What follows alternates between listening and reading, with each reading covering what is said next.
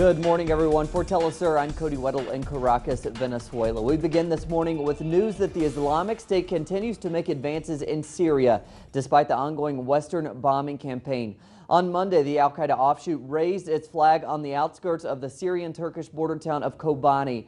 In that area, over 100,000 have fled IS advances in recent weeks.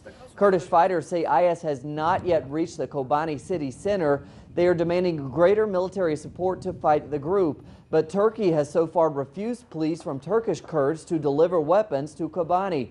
Analysts say Turkey is wary of helping Syrian Kurds who have strong links with Turkey's own Kurdish movement, which has fought a 3-decade campaign for independence. Protests broke out late Monday in Turkey against what some call Turkey's embargo on aiding Kobani.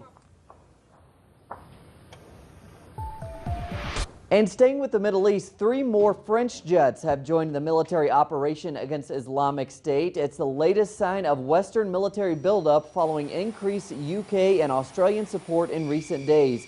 U.S. Defense Department officials confirmed that U.S. warplanes have conducted 90% of the 2,000 air raids in Iraq and Syria since August 8th. Nearly 1,000 bombs have been dropped.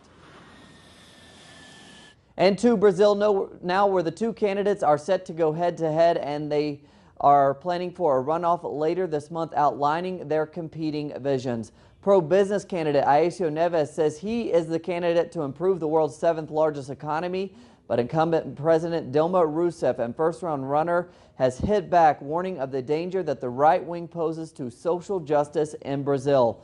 She also reminded Brazilians of the right's failed past. Compare my recession with his. Go on, compare it. The monster of the past? With what is really happening in my government, he can use rhetoric, but the facts are there to see. In Venezuela, authorities continue to investigate the murder of Venezuelan legislator Robert Serra. Our correspondent Rachel Boothroyd is following the latest developments in this case. Venezuela has said its goodbyes to slain Venezuelan lawmaker Robert Serra and his partner Maria Herrera in a funeral service which saw the streets of Caracas flooded with mourners. Both United Socialist Party of Venezuela activists were found dead in their homes last Wednesday night in what has been described as a brutal double homicide. Robert, Maria, your deaths will not be in vain. The consequence of your deaths will be the victory of the people.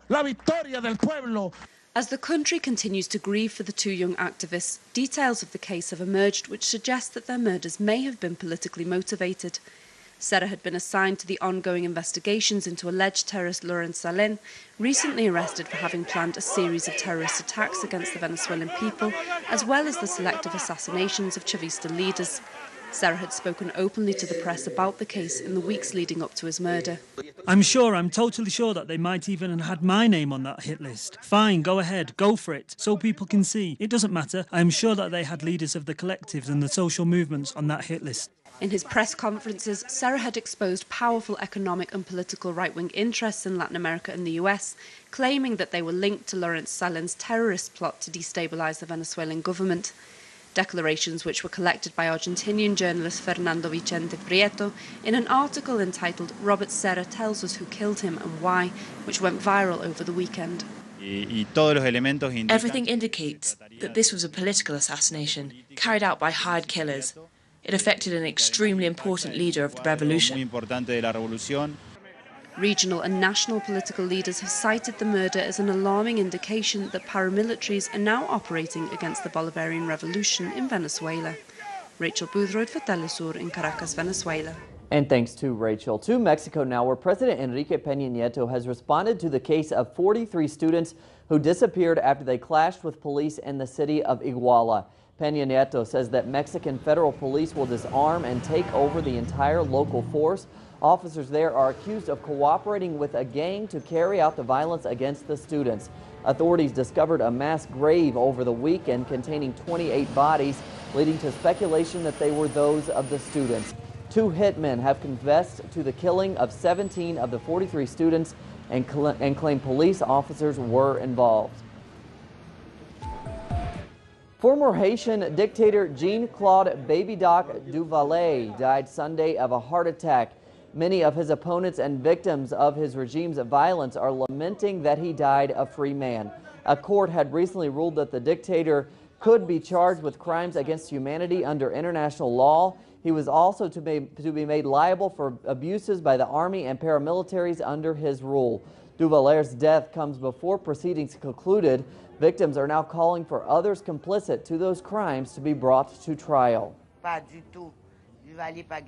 Gay and lesbian couples across the U.S. hoping to marry received good news Monday. The U.S. Supreme Court rejected appeals by 5 states that had prohibited gay marriage. That leaves intact lower court rulings allowing same-sex marriages. As a result, gay marriage is now allowed in 24 states and likely will soon become legal in 6 more. Hours after the Supreme Court ruling, numerous states began issuing marriage permits. Across the country, same-sex couples rushed to take advantage.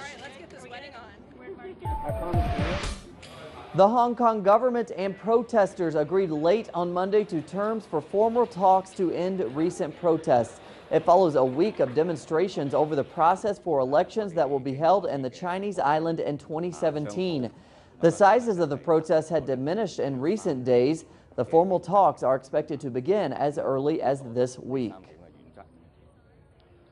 We end this morning with a look at one of the world's most famous buildings, which has received a facelift.